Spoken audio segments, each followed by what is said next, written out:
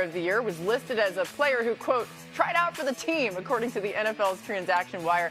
I like that. You see him out there, you know what he can do, right? But I think the question is more about what this looks like long term, right? Donald inching closer to being a possibility. How would you look at this for how they manage him, Dan? Because they want to make sure he's ready down the stretch. It's an organization and a team that is clearly has plans on playing 17 plus, certainly close to 20 games. So the wear and tear on the body and how much you're going to value that, I would imagine you're trying to get him up to as many snaps as you can per game in really November and December. If you look at the beginning of their schedule, there's a really tough stretch with that week 2, week 3, week 4 game, 3, 4, 5, which is at Denver, at Philly, Buffalo. And then after their bye week, you could play 7 straight playoff teams, starting with the Packers, obviously Kansas City, San Francisco, divisional game, Dallas, and then there's those 2 games sandwiched around the Tampa Bay Buccaneers. And so if I'm Sean McVay and the Rams, understanding 2 years since he's played, is it September, we're trying to get 10 to 15 meaningful snaps out of you, and as you go into the season, maybe that ramps up to 20 to 25. And then part of it is, what's his usage going to be? Is it first down defensive tackle? Is it passing game or passing situations defensive tackle? I think that's a little bit of a unknown and filling out process. Well, I'm just curious, when you think about Aaron Donald as a player, though, is he the type of guy who's going to be okay with being limited in some ways? Like, that's not really who he is. And I believe, maybe I'm silly here, but I believe he's pretty much at the same level play-wise or strength-wise that he was before. Yeah, I can't imagine there's a steep decline. Right. I don't think Aaron Donald's coming back to play football just to play football. It's not, I just want to get another season in. This is a championship caliber team. I want to be a part of a championship caliber team.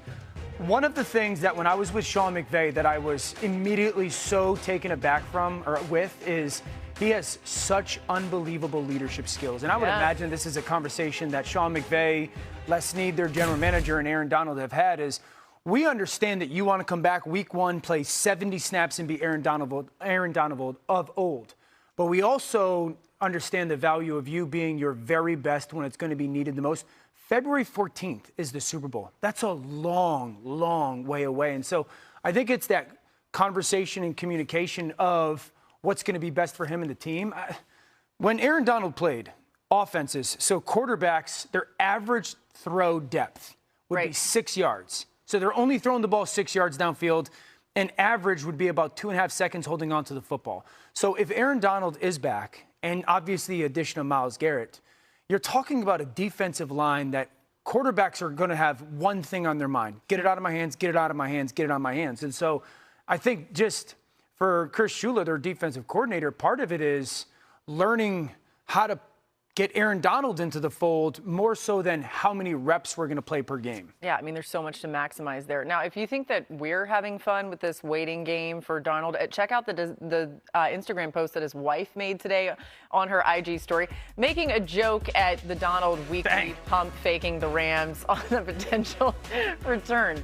I think she's having fun because I think he's coming back. So that makes sense. That to me, if you're a Rams fan, is a good sign. I agree. Let's go to some news out of Arizona. Cardinals rookie running back Jeremiah Love dealing with a high ankle sprain. On Saturday, their head coach Mike LaFleur said Love would miss this week, would be evaluated next week. The Cardinals hoping Love can be ready to play week 1 against the Chargers in LA. Sources telling our Adam Schefter that. So, Dan, if Love potentially misses time to start the year, how much does that affect this Arizona offense? We saw them use him a lot in the preseason. Yeah, obviously significantly. When he was playing the other night, I'm not saying they're the same player, but there were moments when you watch him run and it looks like Adrian Peterson. Whoa. The size, the violence, the shiftiness, and the strength. And so this is an offense that's very young and talented.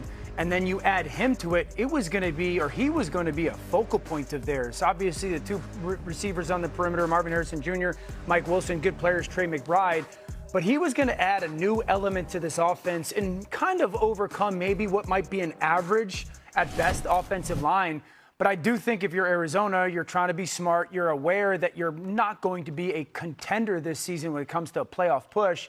He's a huge part of your potential future once you get more talent around in the quarterback. So I think it'd be a significant loss when it comes to, what to look forward to and He's potential. a bit of a bright spot. Yeah, but Algier is a good player, so it's not like they don't have anybody behind him that can't have impact. And Algier's been pretty solid when it comes to just being out there. He's missed just one game in 4 NFL seasons. We'll keep an eye, though, on Jeremiah Love. All right, let's stay in the NFC West. The defending Super Bowl champion Seahawks made their Pro Bowl cornerback Devon Witherspoon the highest-paid corner in NFL history over the weekend, handing him a 4-year, $132 million contract extension. Witherspoon now the highest paid corner in the league. What makes him, Dan, just so special at his position, especially when you think about what opposing quarterbacks are keeping in mind when you got a lot for him out there on the defense? 3 players in one.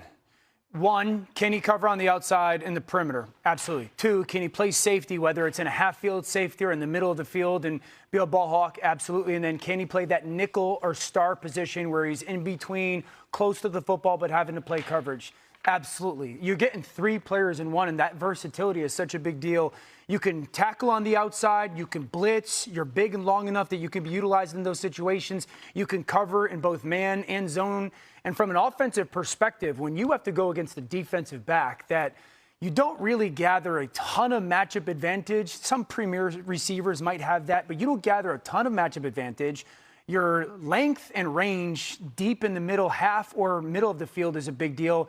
And then his ability to pressure, but not only pressure, but kind of have a screening to the throw is a big deal. So he's one of the best defensive players in football right now. All right, so I realize everyone's enjoying this podcast that we're doing here, but we're going to upgrade it a little bit. We had some technical issues with Mina Kimes. She is now joining us.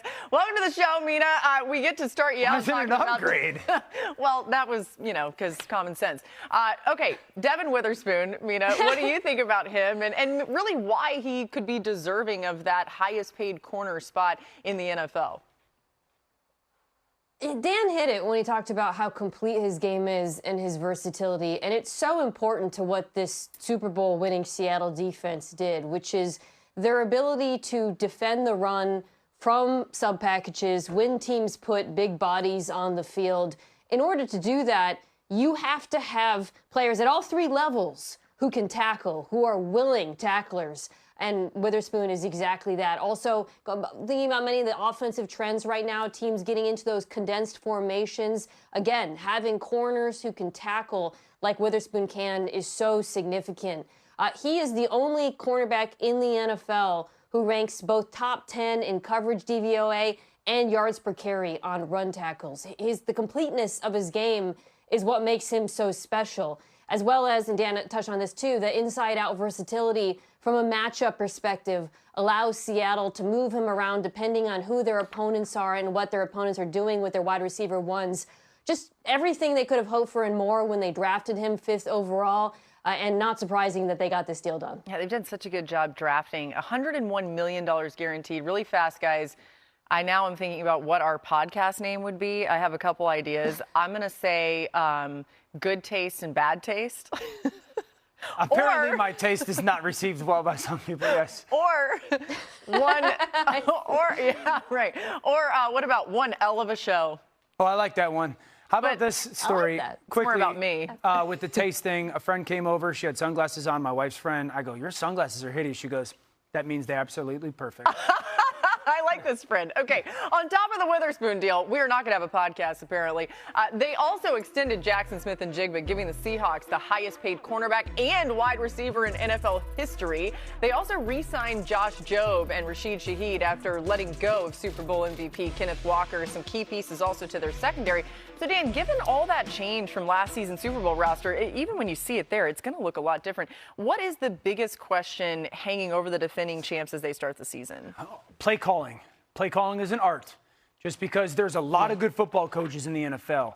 They would all tell you they're probably really good at coaching football and maybe not ideal at calling plays. They lose Clint Kubiak, who went to the Raiders and had the #1 pick in the NFL draft, and they took a quarterback. So it tells you how smart he is. I think when you look at the last 4 Super Bowl champions that lost their offensive coordinator, there was a significant decline in the performance of that offense. You go back only a season or 2 seasons ago now to the Philadelphia Eagles, completely fell off the planet. The Chiefs went from 1st to 15th and so on. And so, Brian Fleury, probably a very good coach. He might become a great offensive coordinator. We just don't know. He's never called plays at this level. And so while he's been a part of great rooms and great offenses and great teams, until you're in that, it's a big question mark for the defending Super Bowl champ. Yeah, especially because offensively, outside of Walker, they really ran it back. Keeping Shaheed was a priority. You finally have some continuity on this offensive line. So Fleury ostensibly has everything he needs, right, on offense. Defensively, I think they're perhaps more comfortable with some attrition there because with Mike McDonald, he is capable of scheming up that defense. And also, they still have many superstars there. I think when you go back to the Seahawks offensive season last year, the defense was phenomenal from start to finish. The offense, it was really kind of a tale of two seasons. First half, so explosive in the passing game against base defenses. They were bad running the ball. And then that flipped in the second half of the year. And I thought Clint Kubiak did a phenomenal job of evolving that run game, sticking with it when it became the strength and something they were lean on. So I think for Fleury, that's a challenge too. Season within games, right? Kubiak was really good at sequencing, finding ways to get Jackson Smith and Jigba involved when defenses took him out.